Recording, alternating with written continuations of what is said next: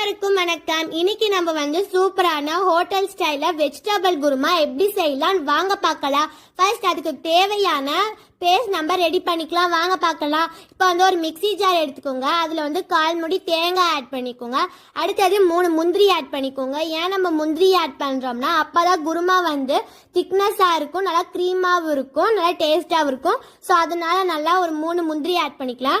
அடுத்தது 1 table spoon சோம்பு add பண்ணிக்கோங்க. அடுத்தது கசகசா, இது வந்து ஒரு ஓரமாக இருக்கட்டும். அடுத்தது நம்ம வந்து வெஜிடபிள் குருமா தேவையான பொருட்கள் வாங்க பார்க்கலாம். ஒரு பெரிய வெங்காயம், தக்காளி, 1 உருளைக்கிழங்கு, பீன்ஸ், 2 கேரட். ஸோ இதனால பொடி பொடியாக கட் பண்ணி வச்சிருக்கேன். அடுத்தது வேக வச்ச பட்டாணி.